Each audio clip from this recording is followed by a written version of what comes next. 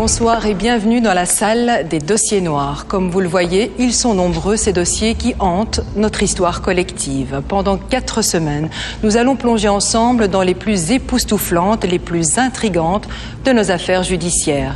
Elles ont bien entendu marqué nos mémoires, mais elles continuent à nous passionner par leurs zones d'ombre et par leurs questions restées sans réponse. C'est le cas des tueries du Brabant. C'est le premier dossier de notre série. C'est aussi l'énigme du XXe siècle et qui sait peut-être aussi du XXIe siècle. Rappelez-vous, nous sommes en 1982 quand ces tueurs débarquent. À ce moment-là, leur violence semble sans limite. La Belgique a peur et nous sommes nombreux à ne plus oser fréquenter les grandes surfaces du pays une fois le soir tombé. La psychose s'installe. Elle va durer 3 ans. 3 années durant lesquelles ces tueurs fous vont abattre 28 personnes et en blesser des dizaines d'autres. Mais qui sont-ils? Des prédateurs? Des terroristes? Eh bien, aujourd'hui, 25 ans plus tard, la justice cherche toujours les coupables. Ce soir, je vous propose de revivre cette enquête pleine de rebondissements avec des documents et des témoignages inédits. Regardez, c'est un dossier noir signé Gérard Rogue et Jean-Michel Dehon.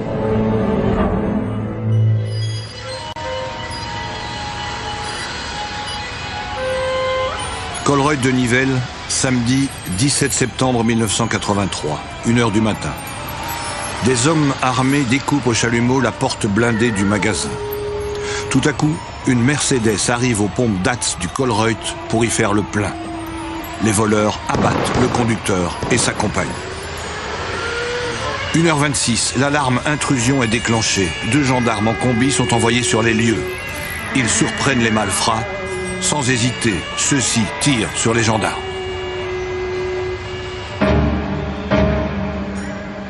Ils ont immédiatement fait feu sur les gendarmes. Un gendarme s'est écroulé. Ils l'ont, semble-t-il, achevé d'une balle en pleine tête.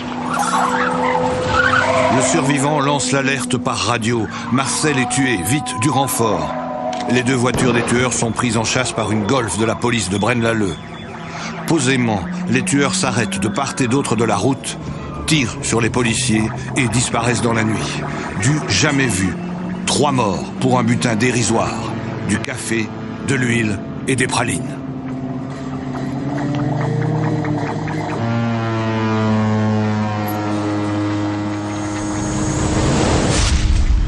Deux semaines après le Colreuil de Nivelles, la bande réapparaît à Ohain, toujours dans le Brabant wallon.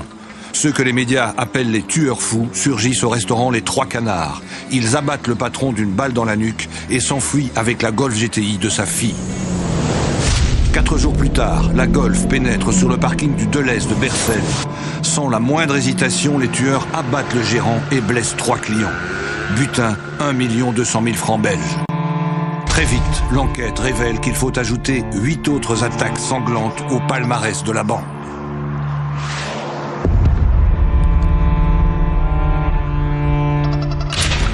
Un an plus tôt, c'est ici, dans cette épicerie de Maubeuge, qu'ils ont commencé leur folle équipée.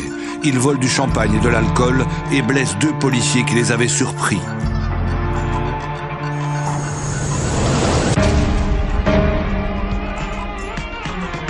Un mois plus tard, ils récidivent à Wavre. Objectif, l'armurerie de Caise. Après le champagne, c'est un stock d'armes que les tueurs sont venus chercher ici. Je l'ai vu arriver directement, tu ne bouges plus, suivi d'une autre personne qui venait de l'autre côté de la rue, qui elle a sorti un fusil de chasse de sa gabardine et m'a frappé directement à la figure. Nous avons été jetés à terre. Vous étiez où à terre? Ici.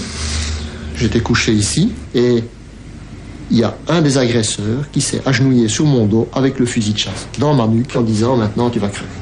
J'ai senti ma tête exploser, le sang couler de partout. J'ai dit, bon, c'est fini, il m'a tué. Et bon, j'ai entendu vaguement des coups de feu. Je croyais qu'on tirait sur les autres, mais très très loin. C'était un policier qui est arrivé et les agresseurs qui ont directement tiré sur le policier de l'entrée du magasin. Et il est mort? Oui, il a été tué.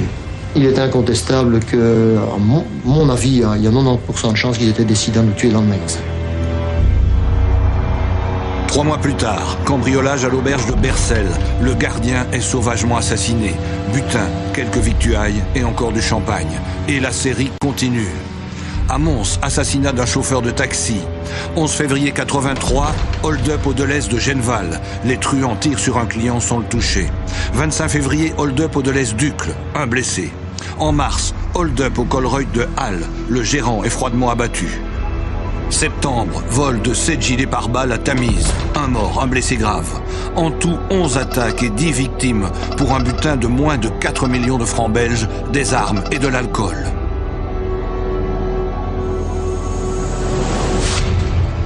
En ce mois d'octobre 83, les forces de l'ordre paraissent totalement impuissantes et désemparées face à 3 ou 4 tueurs fous. J'avais prévenu, j'avais dit attention. Pas assez de policiers dans l'arrondissement de Nivelles, qui est le plus riche du pays, en banque, en grands magasins. Attention, pas assez de policiers. Et voilà ce qui est arrivé. À Nivelles, l'instruction repose sur les épaules du juge Guy Wesel. Jamais, comme il le dira plus tard à la commission d'enquête parlementaire, il n'a été confronté à un tel déchaînement de violence. J'ai instruit un moment où les meurtres se déroulent tous les semaines ou les 15 jours. Et par conséquent, notre obsession, nous, c'est d'arrêter les meurtres. À tout prix. Face à la grande misère de la justice, les tueurs fous paraissent invincibles. Ils surgissent où et quand ils le veulent. Et pourtant, fin octobre, surgit une lueur d'espoir. Ce que je puis vous dire, c'est que si nous ne sommes pas encore au bout de la peine, nous sommes largement au-delà du point zéro.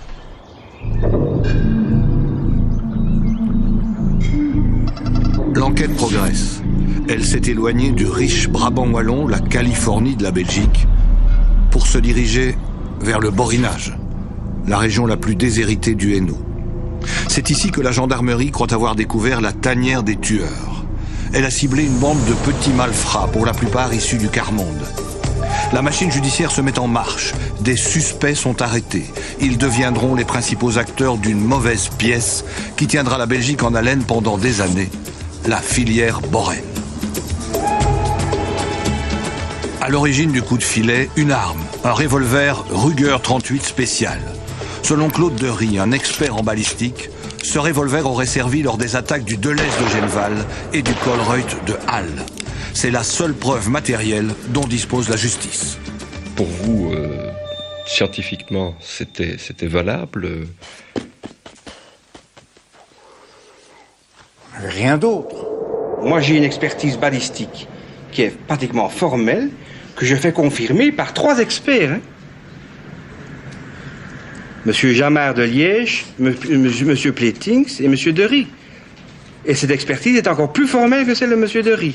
Alors moi, je ne sais pas, petit juge d'instruction, c'est pas moi qui vais mettre en cause les affirmations de 3 experts. Hein.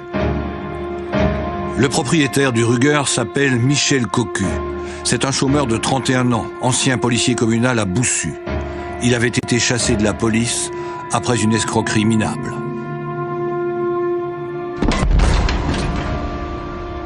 Il se faisait respecter en quartier, mais il était solitaire envers... oui, c'était un solitaire envers ses collègues. Il ne parlait pas? Non, rien du tout, non. C'était un taiseux quand même, un taiseux. Cocu, le taciturne, est mis sur le grill, d'abord par les gendarmes, ensuite par la police judiciaire. En vain. À la prison de Nivelles, le juge d'instruction Guy Wesel et le procureur du roi Jean Deprêtre prennent le relais des enquêteurs. En pleine nuit, ils obtiennent des aveux.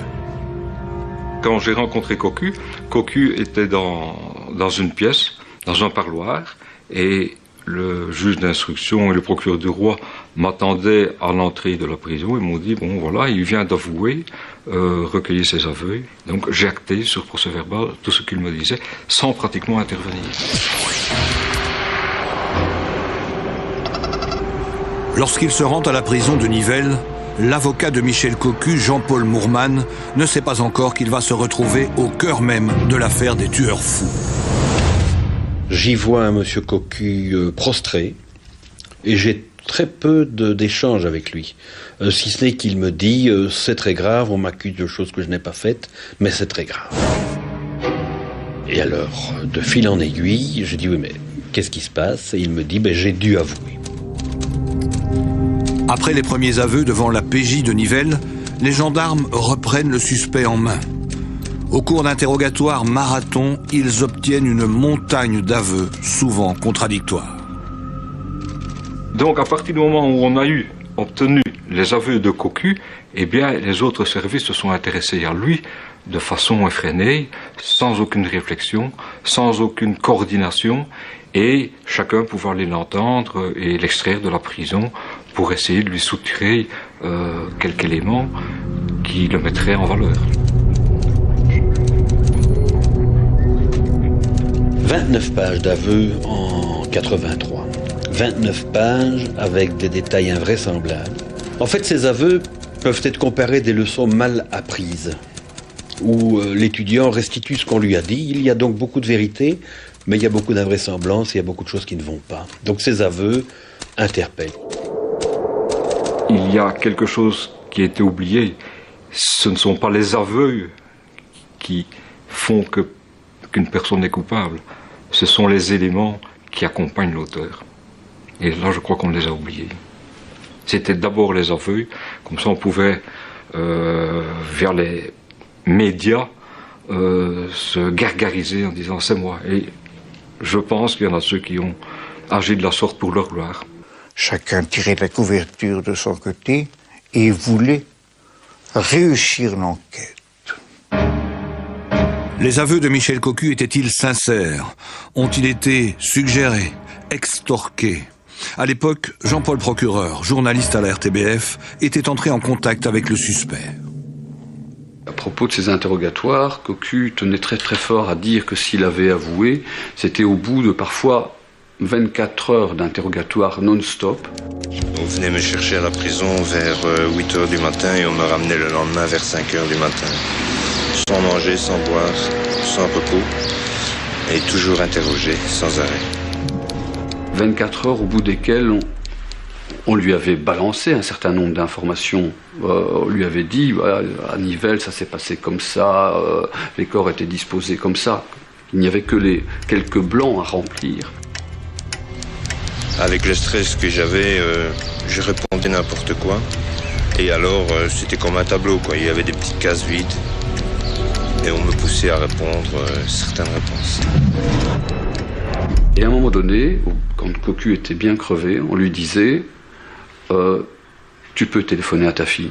Et je ne connais pas bien Cocu, mais je sais que sa fille, c'était quelque chose de très très important dans sa vie.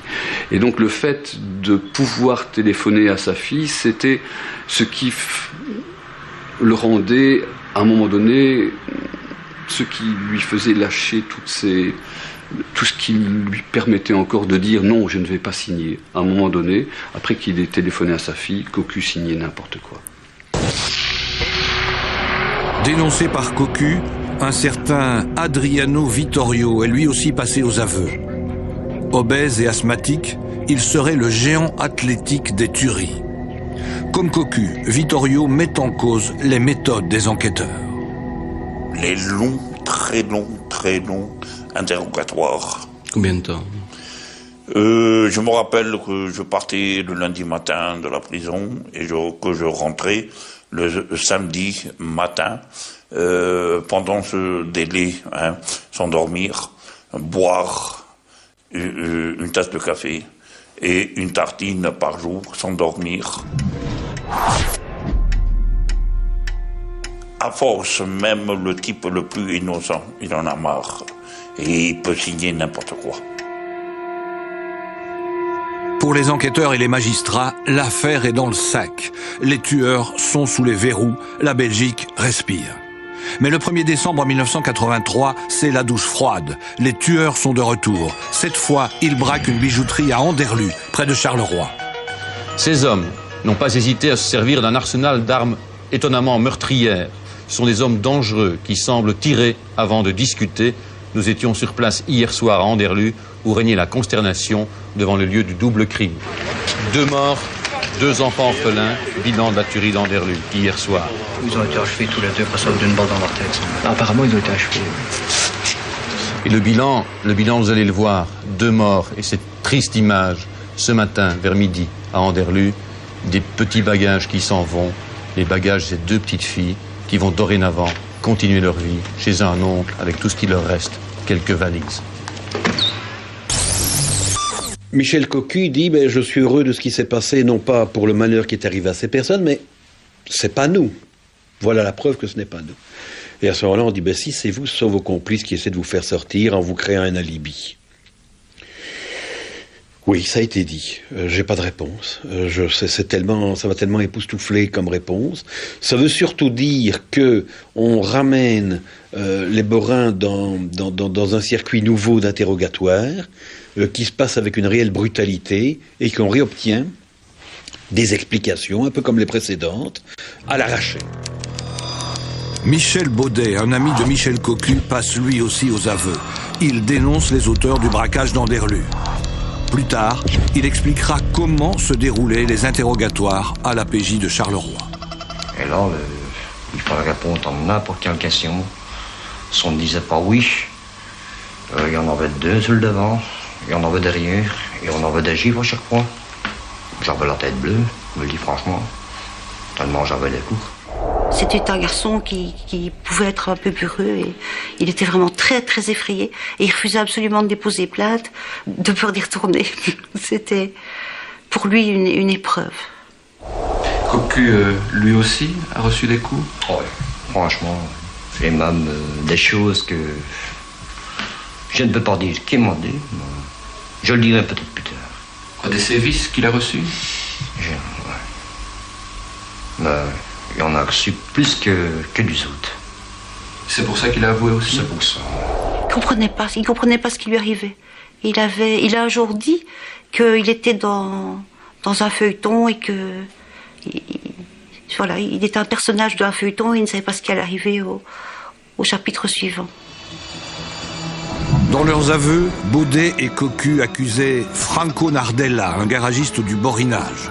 Selon eux, il aurait participé à la tuerie d'Anderlu.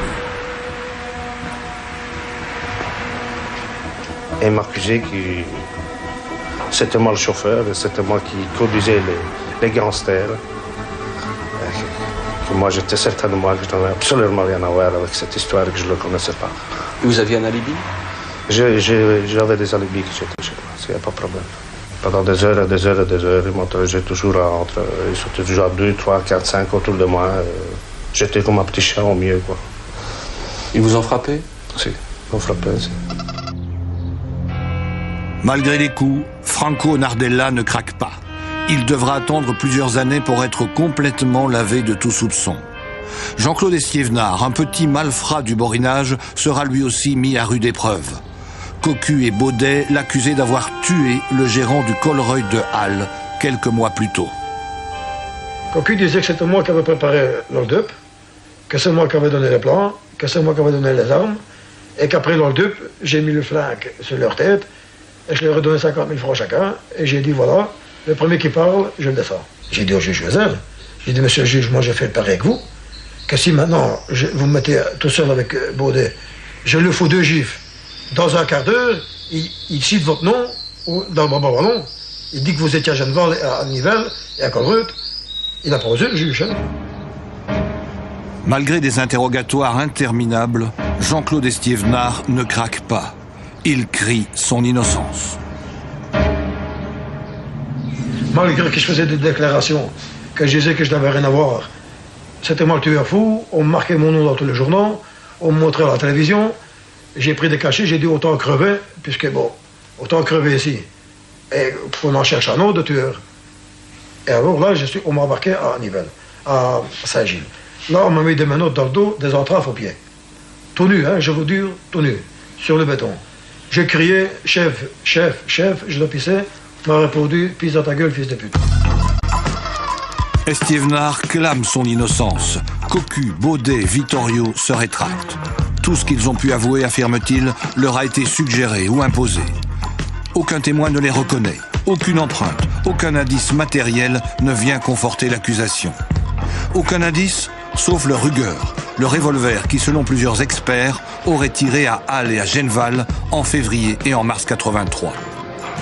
Le propriétaire, c'est bien Michel Cocu. L'arme est enregistrée à son nom et il possède un permis de détention, tout ce qu'il y a de plus régulier. Au Saint-Pierre, un café fréquenté par la filière Borène, beaucoup de témoins se souviennent. Cocu, au mois d'avril, avait des problèmes d'argent. Il souhaitait vendre son arme au plus offrant. Jean-Claude Estiévenard est intéressé. Pour 10 000 francs, l'affaire est faite. Tout le monde était au courant dans le café. Moi, personnellement, je ne l'ai pas vu, mais il y a certaines personnes qui ont dit que Estiévenard y montrait cette acquisition à beaucoup de personnes. Si le Ruger est bien l'arme qui a tué quelques semaines plus tôt le gérant du Colruyt de Halle, elle devait brûler les doigts de Michel Cocu. Il devait la faire disparaître au plus vite. Au lieu de cela, il la vend à Jean-Claude Estiévenard, au vu et au su de tous les habitués du bistrot. J'ai acheté le P38 fin avril, début mai. Alors moi j'ai dit à la police, écoutez, renseignez-vous à Dour, il attire, et Cocu se servait de son arme. La BSR, avant qu'on me transfère à Nivelles, la BSR a téléphoné au tir, et dans le livre, effectivement, Cocu s'avait servi de son arme jusqu'à presque fin avril. Les enquêteurs ont bien vérifié. Après la tuerie de Halle en mars, Cocu s'entraîne, comme d'habitude, dans son club de tir du Borinage. Il était inscrit ici, oui. Avec quelle arme venait-il tirer un ici? Ruger 4 pouces, en calibre 38 spécial. Il avait une détention d'armes bien établie par la police. Mais il arrivait comme tout le monde ici, on l'inscrivait son heure d'entrée, son heure de sortie et le numéro de son arme. C'est comme cela que vous savez que c'est un Ruger? Oui, oui, je connais. J'ai même tiré avec, alors pas de problème. Voilà. Je ne comprends pas qu'un garçon qui était à la police comme aura employé une arme qui était connue. Je ne vois pas comment... Alors, il n'a rien dans la tête, alors... Comment le Ruger est-il tombé dans les mains de la justice? Tout simplement. Josiane de Bruyne, l'épouse de Jean-Claude Estiévenard, n'est pas rassurée lorsqu'elle constate que son mari a acheté un revolver à Michel Cocu. Son couple connaît de nombreuses disputes, les coups pleuvent et le 25 mai 83, elle décide de déposer l'arme à la gendarmerie de Colfontaine. Elle a raconté, elle parlait de ses problèmes de couple, de ses problèmes d'amant, de comptes à régler avec la maîtresse de l'un qui lui avait fait un sale coup. Et donc cette histoire de pistolet qu'elle est allée déposer à la police à un moment donné, ça rentre dans ce cadre de règlement de compte, de vengeance. Et ça n'a rien à voir avec les tueries du Brabant. Je ne savais pas que ce P38 avait pu servir. À Genval et à Halle? Non, je ne savais pas. Je vous le dis encore une fois, si je l'avais su, j'aurais flanqué ce P38 dans une plaque d'égout. Quelques semaines après le dépôt du Ruger, celui-ci est examiné par un expert en balistique, Claude Dery. Il tire avec le revolver et compare les balles avec celles qui ont tué le gérant du Colruyt de Halle. Il avait été amené à examiner le Ruger qui lui avait été remis par la BSR de Mons. Et il m'a dit que cette arme n'avait pas été utilisée par les tueurs. Curieusement, lorsque l'expert Dery remet son rapport en octobre 83, il a changé d'avis. Pas de certitude pour Halle, mais, écrit-il, il y a tout de même des analogies assez poussées qui indiquent que la chose est possible.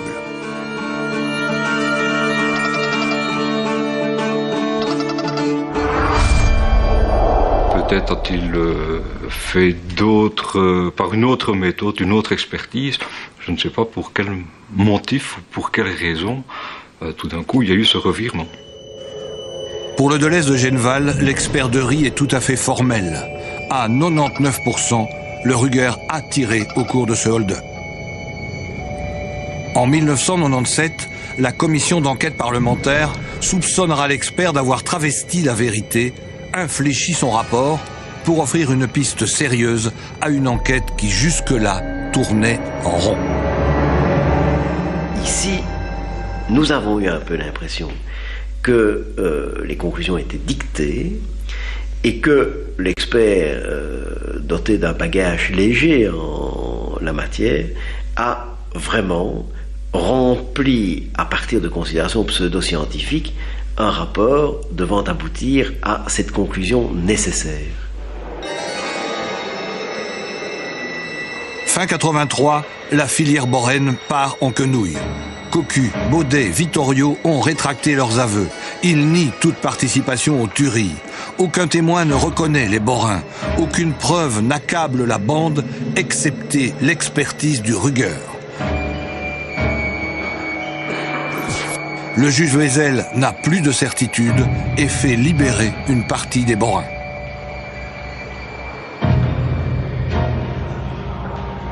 J'avais une obsession, quand j'étais vers le mois de décembre 83, mon obsession c'est de savoir que à raison des déclarations d'un inculpé, des innocents étaient probablement mis en cause. Et je n'avais de cesse que de faire des devoirs qui pouvaient éventuellement innocenter. Ce qui est arrivé. À un moment donné, j'ai eu la conviction tout à fait intime, mais quand un juge d'instruction n'a plus de conviction, il n'a qu'une chose à faire, c'est d'ouvrir les portes et de lever les mandats d'arrêt. Je n'ai pas interjeté appel. Pourquoi? C'est parce que j'ai partagé l'avis du juge d'instruction. Pour vous, vous pensiez qu'il y avait toute une série de Borins qui n'étaient pas impliqués ou il n'y avait pas assez de charges? Plus assez de charges. Je n'ai pas interjeté appel. On vous a reproché pourtant de vous être acharné sur la filière. C'est bien la preuve que je ne me suis pas du tout acharné sur la filière. Le 21 mai 85, après 18 mois d'incarcération, Michel Cocu sortait de la prison de Nivelles. Il espérait bien ne plus entendre parler des tueries du Brabant wallon. Vous avez passé 19 mois là? Oui. Pourquoi finalement? Pour rien. Vous aviez avoué quand même? Sur certaines conditions. Quelles conditions? Mais ça, je vous dirai ça une autre fois. En 85, l'enquête se tourne alors vers d'autres horizons et s'éloigne de la filière Borène.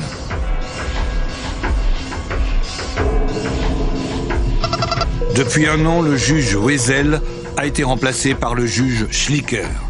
Celui-ci prend connaissance d'un rapport étonnant réalisé par des gendarmes de Wavre. Les tueries ne seraient pas le fait de bandits ordinaires. Il s'agirait d'une vaste conspiration pour déstabiliser l'État. Les gendarmes Billet et Balfroy expliqueront devant la commission d'enquête leur théorie du grand complot. Au cours de nos enquêtes, nous avons acquis la conviction que les mobiles des auteurs étaient autres que ceux qui animent de simples prédateurs. Un bénéfice matériel immédiat ne nous semblant pas être le but des crimes. Nous suspections notamment des appointances avec des membres de la gendarmerie, de la sûreté de l'État et des personnalités puissantes. Bon, alors qu'est-ce qu'il y avait dans ces rapports? Bien, ces trois membres de la gendarmerie, pas de la BCR de Wavre, liaient les tueries du Brabant à une filière Liaxa, à l'assassinat contre le pape, à la tentative d'assassinat, d'assassinat contre le pape et l'assassinat du Premier ministre de Suède, à l'époque qui s'appelait M. Olof Palme. Voilà. Bon. Alors, est-ce que Monsieur le juge Licker a envoyé des commissions rogatoires au Vatican, en Suède, pour vérifier la réalité de ce qui était contenu dans ces rapports? Mais c'est ça qu'il y avait dans ces rapports, Monsieur le Président. La thèse du grand complot terroriste séduira pourtant beaucoup d'enquêteurs. Elle sera renforcée par l'apparition d'un nouveau fléau, les CCC. Pendant des mois, ce groupuscule d'extrême gauche plonge la Belgique dans la terreur en perpétrant une longue série d'attentats. Le 29 mai 85, c'est le drame du Heysel, 39 morts. Une tragédie qui révèle une fois de plus l'inefficacité des forces de l'ordre et le manque de responsabilité des autorités politiques.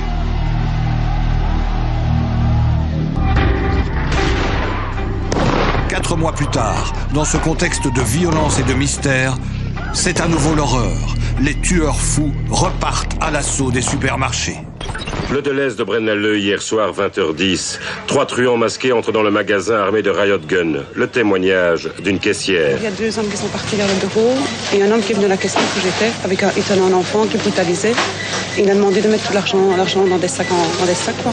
Et il a tiré sur le monsieur. Alors l'enfant a commencé à hurler et il m'a dit bon, maintenant tu vas aller ramasser l'argent dans toutes les caisses. Et il me dit toujours vite, autrement je vais descendre les gamins. Deux de ces voyous, excusez-moi, mais il n'y a pas d'autre terme, se sont présentés à la salle des coffres, ont pris une partie de l'argent, ils ont fait coucher tout le monde par terre. Comme ce malheureux monsieur ne se couchait pas assez vite, ils l'ont froidement tué.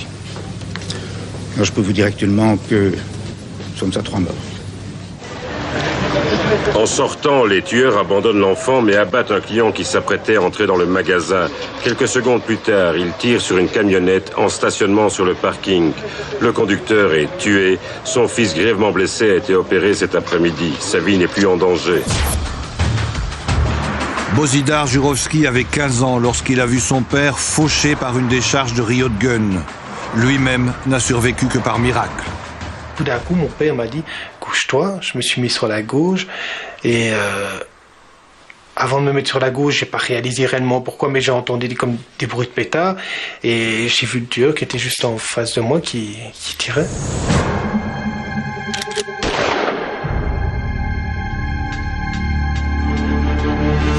Et j'ai reconnu comment son regard qui m'a vraiment frappé, c'était un regard profond, dur, avec des yeux très, très noirs comme ça. Le cauchemar n'est pas terminé. Dans les minutes qui suivent le carnage de Braine-l'Alleud, les mêmes tueurs s'attaquent au Deleuze d'Overreis. Nouveau hold-up au Deleuze d'Overreis. 3 tueurs fous vêtus de longs manteaux mitraillent tous sur leur passage. Ils abattent un gosse de 12 ans et 2 autres personnes, puis ils rentrent à l'intérieur. J'ai simplement vu donc quelqu'un courant avec un masque de carnaval, avec un fusil, et disons, il criait l'agent. Les événements se déroulent à une vitesse foudroyante. Une caissière qui n'obéit pas assez vite aux ordres des bandits est froidement abattue. Un client qui ne comprend pas qu'il doit se plaquer au sol est foudroyé par les riot guns. Après avoir vidé les caisses, les malfaiteurs ont voulu se faire ouvrir le coffre, mais sans succès. En prenant la fuite, ils blessent encore un client. Puis ils montent dans la Golf GTI qu'ils ont volée le matin même à Bruxelles, laissant derrière eux 5 cadavres. Au total, ces 2 hold-up crapuleux ont fait 8 morts. Ils n'auraient rapporté que quelques centaines de milliers de francs à leurs auteurs. Dérisoire et horrible. Un mois plus tard, nouvelle attaque. 9 morts. À 8h43 hier soir, le Deleuze d'Alost est pris d'assaut par 3 hommes portant cagoule. L'un d'eux au moins est armé d'un riot gun. Le magasin était sous la protection des forces de l'ordre. 2 policiers se trouvaient devant le magasin, ce qui explique peut-être les réactions rapides mais pas très efficaces des forces de l'ordre, comme vous allez le voir. Il tirait sur tout ce qui bougeait. Par exemple, un panneau qui a bougé avec le vent. Il tirait dessus. Puis la police est arrivée. Ils m'ont demandé ce qui se passait. Et je leur ai dit, ils sont là, derrière le coin. Ils tirent sur tout ce qui bouge. Et alors la police m'a dit, enfouis-toi ou couche-toi, ici, à plat ventre, parce qu'ici, on va tirer. Dus vanaf de hoek hier heeft er een persoon vermoedelijk met een geweer naar mij geschoten. Stond in de richting van de Haring. Ik heb me volledig op de grond gelegd.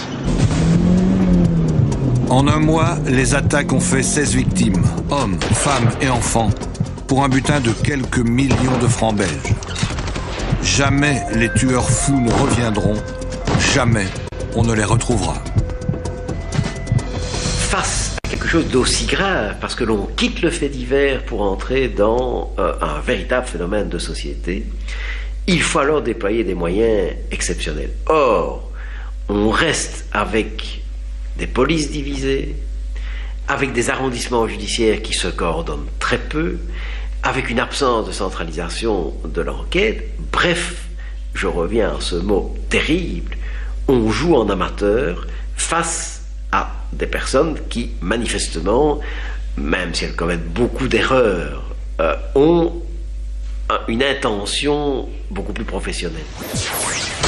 Les hypothèses les plus inquiétantes reprennent vigueur. Une force occulte tenterait de déstabiliser la Belgique. Le procureur du roi de Nivelles, lui, garde fermement les pieds sur terre. La motivation, c'est l'argent. La motivation et l'argent, je n'en vois raisonnablement pas d'autre. C'est le mobile, à votre avis? C'est le mobile. C'est le mobile. C'est le mobile. Ce sont des truands. Je vous répète, ce sont des prédateurs. Ce sont des prédateurs. On enferme les enquêteurs dans une espèce d'obligation de résultat. C'est démontrer à tout prix que cette thèse-là est la meilleure thèse, qui va d'ailleurs rassurer tout le monde. Parce que s'il s'agit de bandits de droit commun, eh bien, tout le monde peut considérer que circuler, il n'y a plus rien à voir. Après la deuxième vague de tueries en 85, l'enquête cherche des prédateurs et se tourne à nouveau vers la filière Boren. On sait pourtant que les Borins ne pouvaient pas être à Braine-l'Alleud, Overijse et Alost. Ils ont tous un alibi.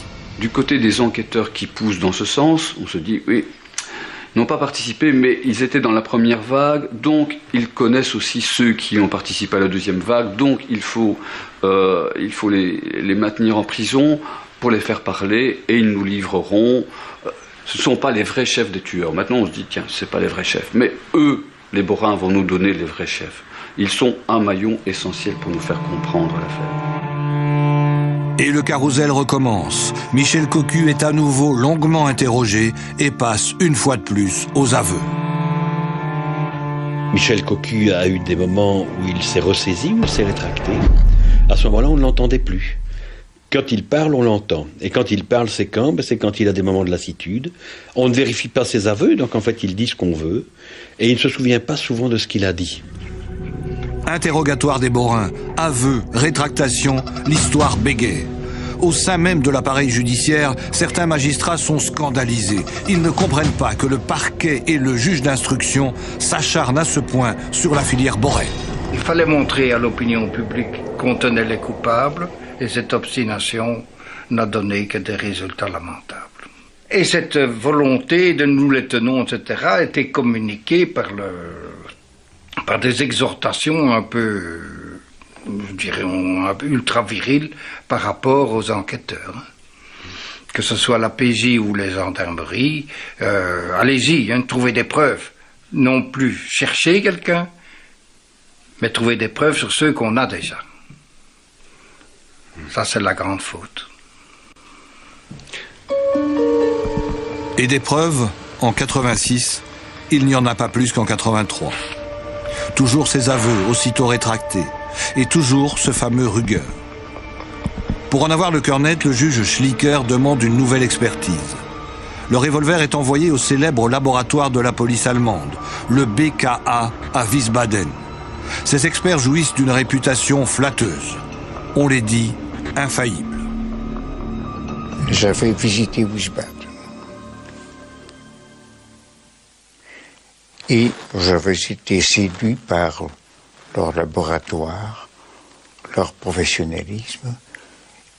Et quand je suis rentré, j'ai dit à M. Schlicker, il faudrait envoyer l'arme à Wiesbaden. Ce qui a été fait.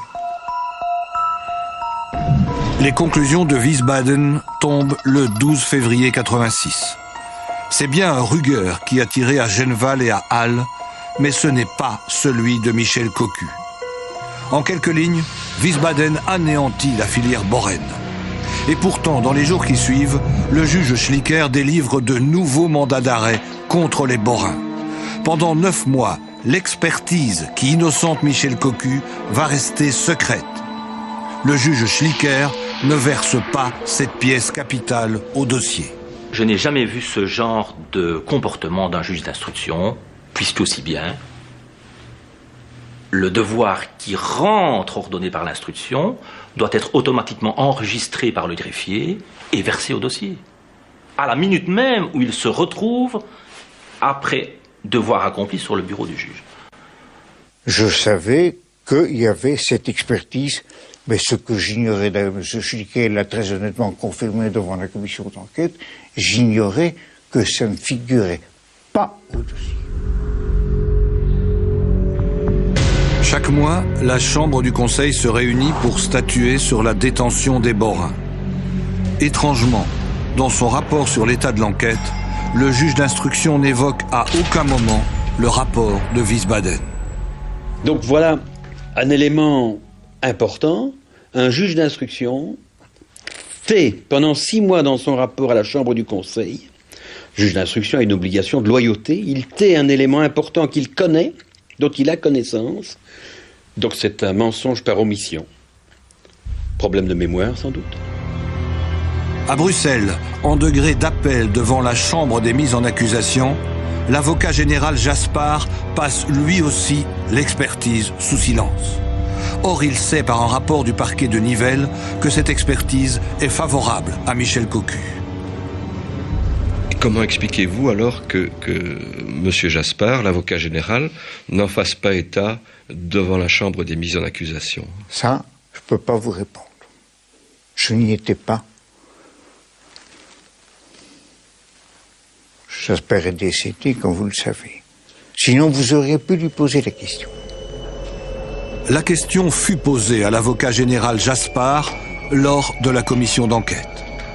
Les députés avaient retrouvé le texte de son réquisitoire, texte dans lequel il ne faisait aucune mention de l'expertise qui innocentait Michel Cocu. Au contraire, M. Jaspard affirmait que toutes les expertises étaient unanimes, le Ruger avait été utilisé dans les tueries. Il est avéré que, en août 1986, vous écrivez quelque chose qui est contraire à la vérité. Je vous dis, je n'ai jamais rien caché à la Chambre des mises. Si, vous avez caché. Non. Alors, non. Comment expliquer... Il y a une chose que je ne m'explique pas non plus. Oui, je suis désolé. Vous écrivez le contraire de la vérité. Mais j'ai le regret de vous dire que je ne peux pas vous répondre. Je ne peux pas vous répondre. La seule chose que je sais, c'est que je n'ai jamais scellé une pièce. Vous avez écrit expressément dans un acte officiel qui est un acte essentiel de procédure, le contraire de ce que vous reconnaissez aujourd'hui. Alors, si vous me dites que ça, c'est pas une violation de la vérité, je ne sais pas où vous placez la vérité et vous placez le mensonge dans les fonctions que vous exerciez. Oui, vous pouvez traiter ça par le mépris, il n'en reste pas moins qu'il y a une question et qu'il n'y a pas de réponse. Comme vous me voyez maintenant, je m'interroge moi-même parce que j'ai le sentiment, je vous dis, de n'avoir jamais dit le contraire de la vérité. Je pèse vraiment mes mots lorsque je dis que le sentiment que nous avons eu, c'est qu'il y a eu la forfaiture. C'est-à-dire utilisation par les magistrats de leur pouvoir, de leur devoir, à des fins autres que la manifestation de la vérité. Il faudra 9 mois avant que l'expertise de Wiesbaden soit mise au jour. Les circonstances de sa découverte au palais de justice de Nivelles sont rien moins que stupéfiantes. Je rentre un soir à mon bureau. J'ai un coup de téléphone qui dit Maître Moorman, oui. Voilà, je m'occupe de près ou de loin du dossier. Savez-vous qu'il y a un rapport d'expertise qui innocente votre client? Je dis non, qui est à l'appareil. Écoutez, je préfère ne pas me présenter, mais si vous venez demain au palais de justice, il y a un rapport d'expertise qui établit que le Ruger n'a pas servi. Voilà comment j'apprends l'existence. Donc par des voies tout à fait extraordinaires, par les voies du Seigneur, on me téléphone. Le lendemain, l'avocat de Michel Cocu se rend au palais de justice de Nivelles. Dans les bureaux du juge Schlicker, un homme lui tend un dossier. Je frappe à la porte du juge d'instruction, un monsieur m'ouvre la porte et me donne un dossier. Et je me retrouve dehors, bête, avec un dossier, avec une pièce du dossier entre les mains. Non inventorié, bien sûr. Je suis dehors avec, je regarde, je lis, et je m'aperçois de l'importance, effectivement, puisque les conclusions sont nettes. Je lis la page de garde qui est la mission d'expertise, je lis les conclusions de l'expertise. Et évidemment, c'est la découverte. Pourquoi ce rapport a-t-il été caché? Certains diront que le juge Schlicker a été influencé par la forte personnalité du procureur Jean Deprêtre. Je n'ai jamais imposé quoi que ce soit à qui que ce soit, juge et enquêteur. Et si on vous dit le contraire, on vous a raconté des calembres d'âne. Maintenant, si j'ai une forte personnalité, dois-je me le reprocher? En novembre 86, le scandale du rapport caché ébranle la justice. La Cour de cassation tranche dans le vif et dessaisit Nivelle du dossier des tueurs du Brabant. Motif, suspicion légitime. L'affaire quitte Nivelle pour être confiée au parquet de Charleroi. Pendant des mois, les nouveaux patrons de l'enquête, le juge d'instruction Lacroix et le premier substitut Jonker, vont se plonger dans ce dossier mammouth. Nous avons été surpris, Jean-Claude Lacroix et moi, par le nombre considérable d'auditions menées, rendant leur lecture parfois très très difficile. Certains inculpés avaient été entendus jusqu'à 20 fois. Comme si c'était multiplier aussi les occasions de contradiction, de précision qui n'en était plus, de marche arrière, de marche avant. C'était très très pénible de maîtriser le dossier sous cet angle. En attendant, pendant de longs mois, les Borins restent en prison. Finalement, ils sont renvoyés devant la cour d'assises pour les seuls faits de Halle, Genval et du Colreuil de Nivelle. Au lieu de prendre en photo, on les prend les responsables des tueries du Brabant. Le juge Schlicker et les autres.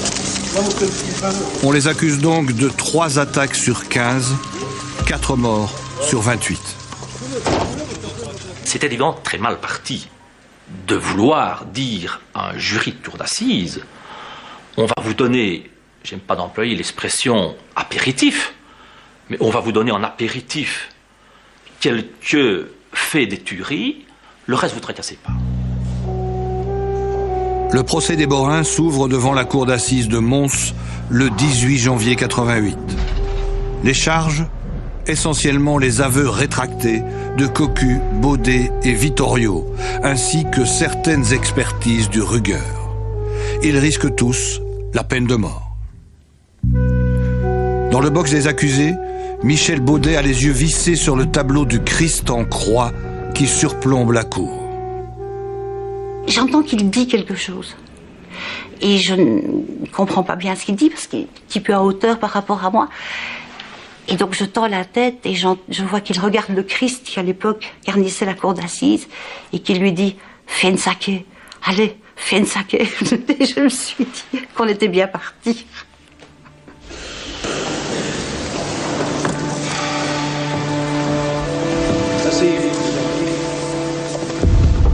Dès le début du procès, le président Jacques Verrec, réputé pour sa rigueur et son indépendance, donne le ton. Il rappelle aux jurés que l'aveu n'est pas la reine des preuves. C'est vraiment à croire qu'à partir du moment où il y a des aveux, tout le monde est frappé de léthargie. Plus rien ne bouge, plus rien n'avance. Ah, on a des aveux, le problème est résolu. Non, ce n'est pas vrai, le problème n'est pas résolu. Les aveux, oui. Maintenant, vérifions les aveux. Avant le procès, le président Verrec a prescrit des dizaines de vérifications et refait une partie de l'instruction menée à Nivelle. Il est horrifié lorsqu'il constate que la plupart des détails des tueries avaient été diffusés par les médias avant les aveux des Borins.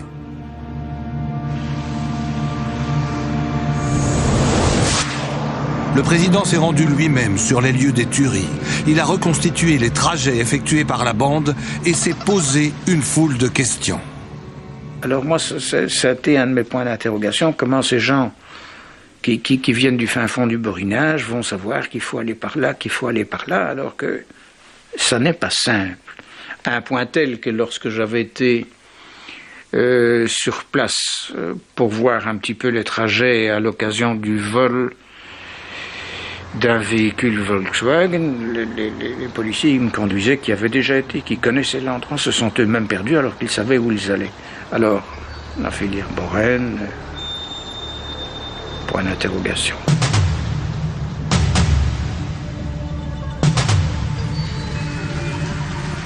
Il n'a rien laissé dans l'ombre, rien. Il a tout décortiqué, tout expliqué.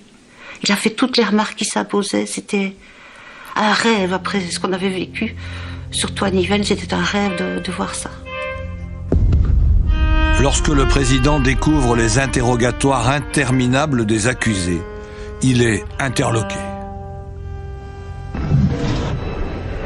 Et alors, j'ai toujours conservé le souvenir d'un interrogatoire de Cocu qui commence à la prison, alors qu'il est détenu, qui commence à la prison de Nivelles aux environs de 21h, donc par le juge d'instruction, et qui se termine vers 6h du matin. Moi, je trouve ça complètement ahurissant. Au deuxième jour du procès de la filière Boren, Guy Wezel sort du palais de justice de Mons. Il vient de témoigner pendant plusieurs heures devant le président Verreek. Guy Wezel a été pendant 4 mois à Nivelles le premier juge d'instruction de la filière Boren. Aujourd'hui, les deux hommes ont le même titre, conseiller à la cour d'appel. Mais à la cour d'assises du Hainaut, l'image de Guy Wezel, c'est celle d'un élève médiocre face à Jacques Verreek, professeur, doué d'une intelligence supérieure. Le président Verreek donne ce jour-là un véritable cours d'instruction criminelle à M. Wezel. En fait, moi, je poursuivais une idée qui était celle d'éclairer les jurés. Pour éclairer les jurés, il faut leur donner des éléments matériels. Et si aux questions que l'on pose en disant « Et ça, est-ce que ça a été fait? Ça, est-ce que ça a été fait? Est-ce qu'on a vérifié ceci ?» on vous répond non. Que voulez-vous tirer comme conclusion? Il manque de précision dans les aveux et des précisions qui étaient simples.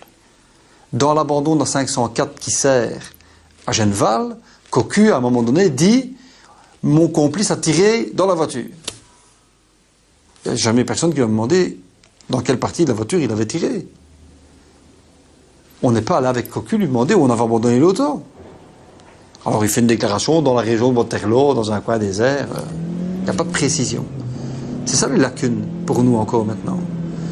Maintenant, dans les déclarations de Cocu, il roule avec la 504. Si on l'écoute, il a fait le tour de la Belgique. Or, on sait que le kilométrage, c'est 100 km. Donc, même les explications de Cocu sur l'utilisation du véhicule ne tiennent pas non plus. Ça, ce sont des éléments qui étaient vérifiables déjà à l'époque. On pouvait avoir des explications. Cocu et Stiévenard en confrontation ont sorti parfois des choses qui étaient vérifiables, mais tellement vérifiables que je pense qu'on ne les a même pas vérifiées. La cour n'est pas au bout de ses surprises. Devant un auditoire médusé, le juge Wezel fait part de ses doutes à propos de la culpabilité des Borins. Je me demande, dit-il, si l'enquête n'a pas été délibérément orientée sur une fausse piste. Donc voilà M. Wezel qui a délivré mandat d'arrêt qui dit ça. Et il dit « J'espère que le juge d'instruction de l'époque, c'est lui le juge d'instruction de l'époque, donc il parle de lui aux assises à la 3e personne, n'a pas été trompé. » Ça c'est extraordinaire. Je n'ai jamais été convaincu par les aveux de Cocu, Baudet et Vittorio. Pourquoi délivre-t-il mandat d'arrêt alors? La description que les témoins font des auteurs à Halle et Genneval ne correspond pas à celle des Borins. À Halle, les témoins parlent d'un auteur qui a les yeux bleus, aucun des Borins n'a les yeux bleus. Les tailles et les silhouettes ne correspondent pas, dit-il. Les auteurs s'exprimaient en très bon français, ce qui n'est nullement le cas des Borins. Effectivement, ils parlaient habituellement en patois. Eh bien, le juge d'instruction qui fait cette déclaration aux assises en 88 est celui qui a délivré mandat d'arrêt. C'est extraordinaire. Les Borins jubilent. Ce n'est plus leur procès, mais celui de l'enquête. L'accusation est dans les cordes. On attend Jean-Marie Schlicker, le 2e juge d'instruction de Nivelles, avec impatience. Il va faire sauter le procès. Selon lui, ces enquêteurs ont découvert une arme qui ouvre une nouvelle piste. Une piste sérieuse, bien éloignée de la filière Boren, celle d'anciens gendarmes reconvertis en truands. L'arme a été découverte au cours d'une perquisition cachée dans un ravier de sauce bolognaise congelée. Son propriétaire est un ancien gendarme, Danny Bouche. Il est inculpé dans l'affaire de l'assassinat de l'ingénieur Mendez. Le pistolet a été confié pour expertise à l'incontournable Claude Dery. Celui-ci est formel, l'arme de Bouche a servi dans les tueries du Brabant. Je me souviens à l'époque, la notion de certitude pratique avait été utilisée, ce qui veut dire en termes balistiques que statistiquement, il y a 99,99% de taux de fiabilité sur l'expertise. Donc l'arme, c'était bien, pour l'expert de riz à l'époque, l'arme ayant servi dans des faits du Brabant wallon. On nous apportait des éléments, mais qu'on ne pouvait pas vérifier immédiatement. Il fallait les vérifier, donc il y avait qu'une solution pour pouvoir les vérifier. C'était remettre à une session ultérieure.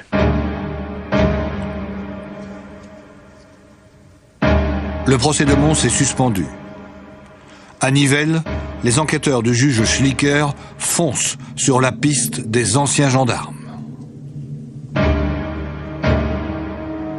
Là, on avait avec cette expertise des auteurs potentiels, et c'est vrai que cette expertise collait assez bien avec ce que l'enquête sur le dossier Mendes nous avait révélé, à savoir que Bush et ses comparses avaient loué des flats, des box, avaient commis des vols d'armes, donc ils avaient un arsenal d'armes très important, connaissaient les pratiques policières de par leurs anciennes fonctions à la gendarmerie, connaissaient les us et coutumes, je dirais, les trucs et ficelles des policiers.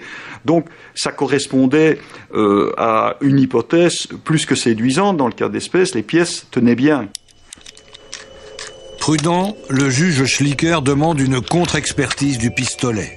Le résultat tombe. Claude Dery s'est trompé. Le pistolet à la bolognaise n'a aucun rapport avec les faits du Brabant wallon.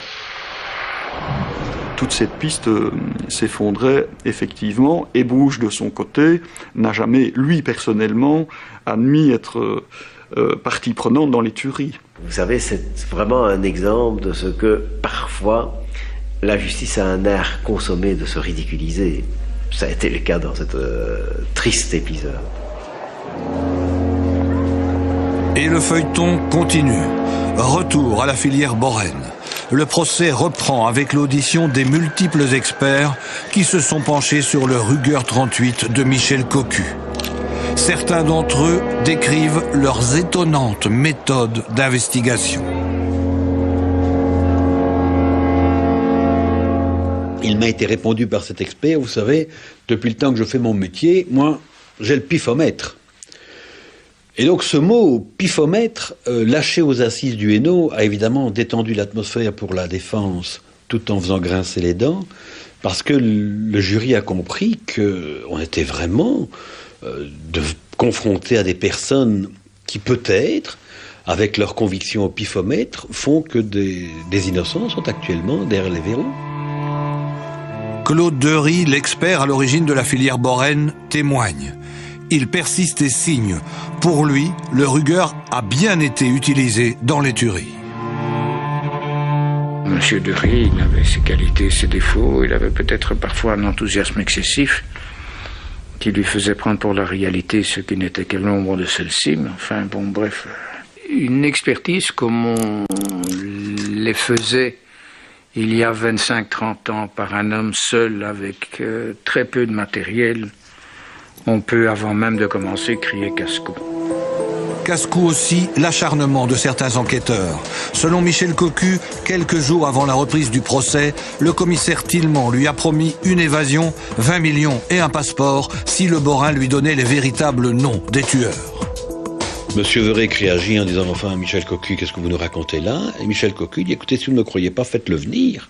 Je suppose qu'il dira la vérité. » Et d'ailleurs, il pourra vous dire aussi qu'il l'a mis au mur, dans son bureau, lorsqu'il m'interrogeait, la photo de mon avocat, Maître Moorman. Et que chaque fois qu'il m'interroge, et que je lui dis « Je voudrais d'abord que M. Moorman puisse m'aider », il me répondait « Mais ton avocat, si tu le veux, il sera bientôt en prison avec toi. » Et donc, stupéfaction, puisque c'est quand même un peu... Michel Cocu ajoute que parfois, M. Tillemont, pour pimenter cela, jouerait aux fléchettes sur la photographie. Voilà un peu le contexte. Lorsqu'on sort une phrase d'un contexte, elle n'a plus la même signification, c'est tout. Je l'ai dit à l'audience, et je n'ai rien d'autre à ajouter.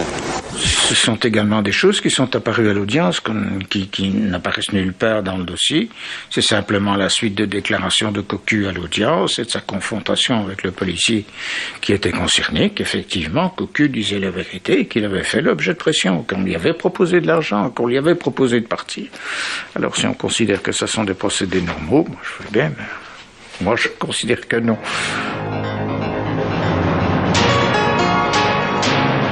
Vous n'entendrez plus parler de la filière Borène. La filière Borène est morte ce soir au palais de justice de Mons. Après 6 heures de délibération, le jury populaire a tranché clairement et nettement. Non, les Borins ne sont pas les tueurs du Brabant wallon. Cocu, Baudet, Boirouch, Estiévenard, Vittorio n'étaient pas au hold-up de Genneval. Ils ne sont pour rien dans la tuerie de Halle et du Colreuil de Nivelles. Et le premier à sortir du palais de justice de Mons est Jean-Claude Estiévenard accompagné de son frère. Depuis 5 ans, il clame son innocence. L'idée qu'on ait pu dire de lui que c'était un tueur continue à le révolter. Aujourd'hui, on prend Estiévenard comme vedette. Mais il y a 5 ans, on prenait Estiévenard comme tueur. Non, c'est pas une vedette. Hein?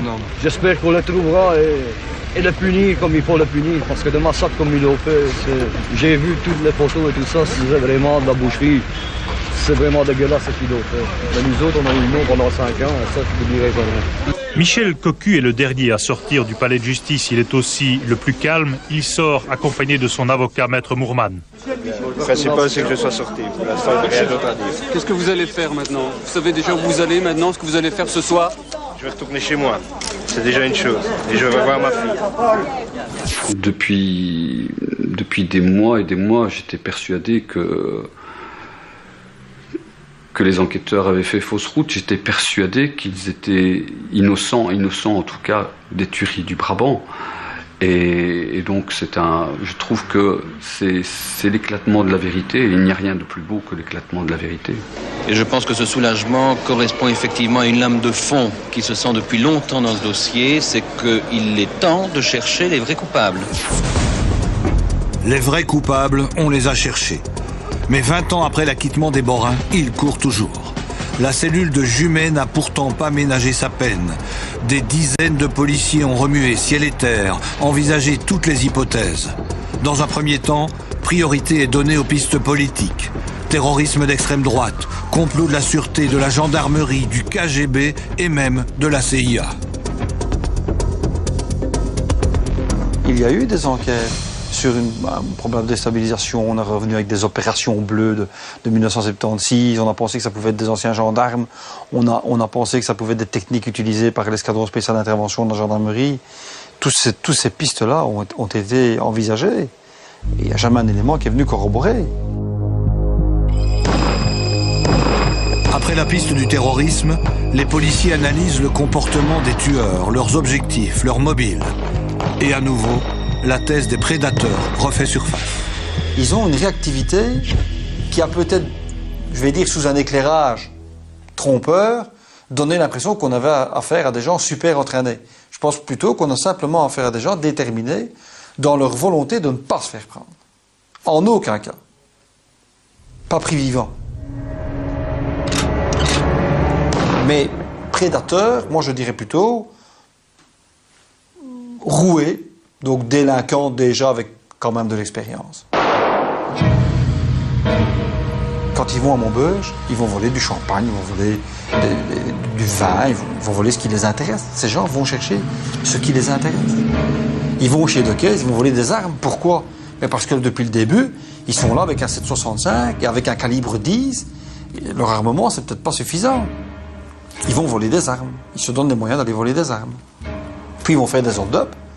Il faut quand même regarder les butins. 800 000, 1 million, en 1983. C'était des butins tout à fait raisonnables. Hein. Alors, ça on oublie. Voyez, dans l'absolu, on oublie.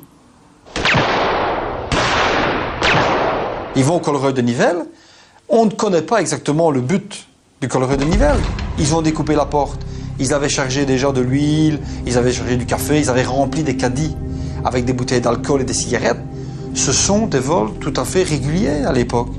Encore maintenant, on attaque des stations-service pour aller voler les cigarettes et l'alcool. Mais les victimes, c'est dans leur processus de fuite. De dire, voilà, on ne se fera plus prendre. On ne peut pas se faire prendre. On ne peut plus se faire prendre. Et s'ils ne veulent pas se faire prendre, il n'y a qu'une solution, c'est d'éliminer tous les obstacles. Très souvent, les tueurs ont effacé les traces permettant de remonter jusqu'à eux.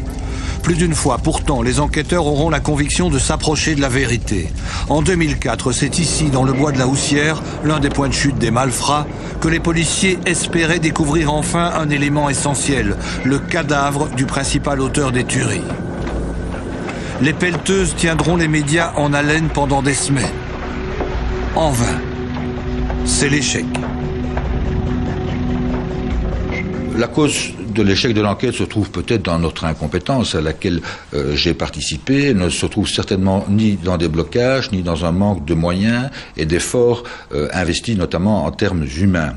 Il y a des centaines d'hommes et de magistrats qui ont travaillé dans cette affaire. Rien n'a été négligé. Les techniques les plus modernes de la police scientifique ont été mises en œuvre. L'ADN, l'empreinte génétique d'un tueur, est extraite de la salive laissée sur un mégot de cigarette. Nous avons exploité ces éléments scientifiques qui peuvent apporter des éléments de preuve tout à fait confondants en comparant les résultats de ces analyses ADN à partir donc des mégots avec la salive qu'on a prélevée sur des centaines et des centaines de personnes que nous avons interpellées ou réinterpellées. Et dans les centaines et les centaines de cas, le résultat a toujours été négatif.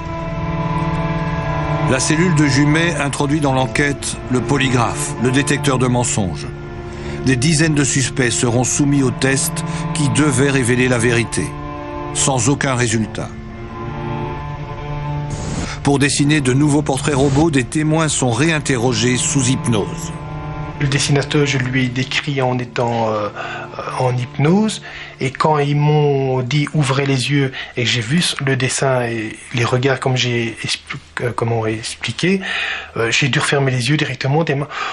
J'ai été pris d'émotion. C'était lui. C'était lui, oui. Les portraits robots qui ont été réalisés grâce au recours à cette technique qu'est l'hypnose nous ont donné là réellement un grand espoir, puisque pour la première fois, nous avions devant nous, nous pouvions constater des visus, les visages des auteurs tels qu'ils étaient en tout cas dépeints par différents témoins des faits. Donc ces portraits robots ont été diffusés. Nous avons recueilli sur cette base-là des centaines et des centaines, je crois de mémoire, à peu près 1500 renseignements divers qui ont été, dans la mesure du raisonnable en tout cas, exploités, mais là encore, on a fait chou blanc. Aujourd'hui, l'un des derniers espoirs d'identifier les tueurs repose sur cette femme. Danielle Zucker est une psychologue belge, formée par le FBI aux techniques les plus pointues du profiling. Sa tâche, mettre les enquêteurs sur la bonne piste en traçant le vrai profil des tueurs. C'est une méthode qui se base essentiellement sur l'analyse du dossier dans son entièreté, c'est-à-dire les scènes de crime, les rapports d'autopsie, les analyses médico-légales, les dépositions de témoins et de victimes, et qui analyse au travers de tout ce dossier le comportement du ou des auteurs. Sur beaucoup de pistes, on a fait une reconstitution, mais c'était pour confronter... Danielle Zucker n'en dira pas plus. Mais son travail de relecture des dossiers devrait permettre de déterminer l'âge, l'état civil, le statut social, le milieu de vie, la psychologie et les mobiles des tueurs. Une dernière chance peut-être pour une enquête en situation d'échec. Oui, c'est sur base d'éléments que vous avez dans le dossier que vous avez constaté ça, notamment d'auditions qui avaient déjà été faites de certains témoins, par exemple. D'auditions qui avaient été faites, et puis j'ai été moi-même interviewer un témoin, et donc en l'interviewant, je me suis rendu compte qu'il y avait un bonhomme dans l'histoire qui n'apparaissait pas dans le dossier. Et alors il y avait des contradictions entre la reconstitution et ce que les témoins racontent, donc je savais plus très bien où me situer jusqu'à ce que M. Ruth me dise de ne pas trop prendre en considération la reconstitution. À Jumet, les familles et leurs victimes n'auront pas été oubliées. Régulièrement, les juges d'instruction et les procureurs leur exposent en toute transparence leurs axes d'enquête et font le point sur les portes ouvertes ou refermées. À chaque fois, les victimes reprennent espoir. Mais aujourd'hui, c'est le doute, la déception et même parfois la colère qui l'emportent. Je me souviens très bien que 48 heures après les faits, j'avais dit à ma mère dans l'auto, je lui dis, tu te rends compte, nous sommes 48 heures après ce qui s'est passé et on ne les a toujours pas attrapés. C'est pas bon signe. Alors je me dis qu'aujourd'hui, 22 ans plus tard, maintenant c'est plus de la tristesse, parce que le temps a fait qu'on a pu faire son deuil malgré tout.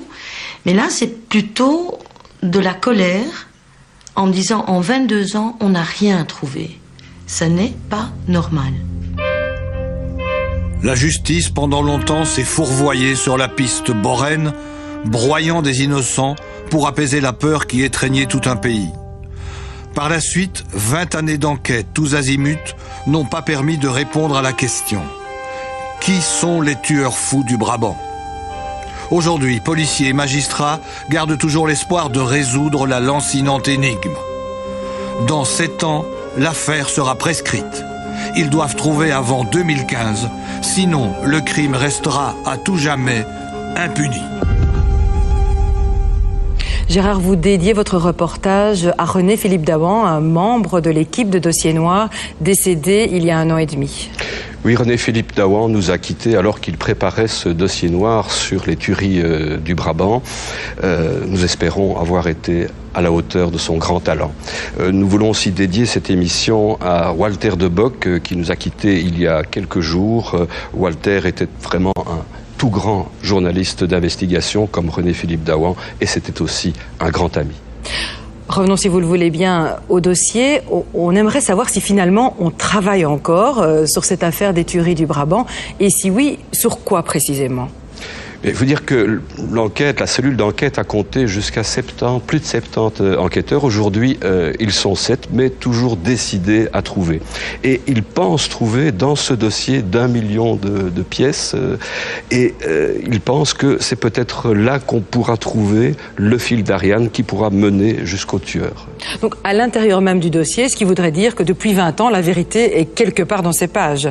Oui, et certains disent même, finalement, on va peut-être nous reprocher de ne pas avoir vu finalement l'évidence, mais je ne pense pas qu'il y aura beaucoup de gens qui reprocheront cela aux enquêteurs ou aux juges d'instruction, parce que l'important finalement, c'est de trouver cette vérité.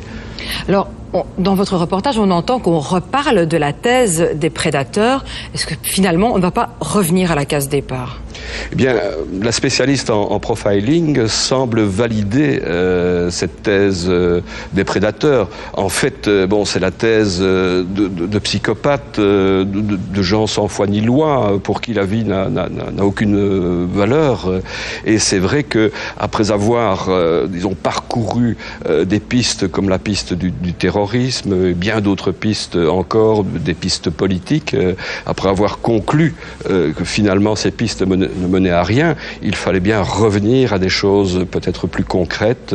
Vous savez, aujourd'hui, on tue bien pour un baladeur MP3. En tout cas, il reste 7 ans maintenant pour trouver ces tueurs. Mais il y a une piste que vous n'avez absolument pas abordée dans votre reportage, c'est celle des balais roses. Alors, autocensure ? Il n'y a pas d'autocensure ni de censure à la RTBF. D'ailleurs, la preuve, c'est que dans quelques instants, vous verrez toute une émission consacrée à la piste rose, à la piste des balais roses, qui est une affaire absolument fantasmagorique, qui a pollué 25 années d'enquête sur les tueries du Brabant, mais qui a aussi pollué l'affaire du Trou.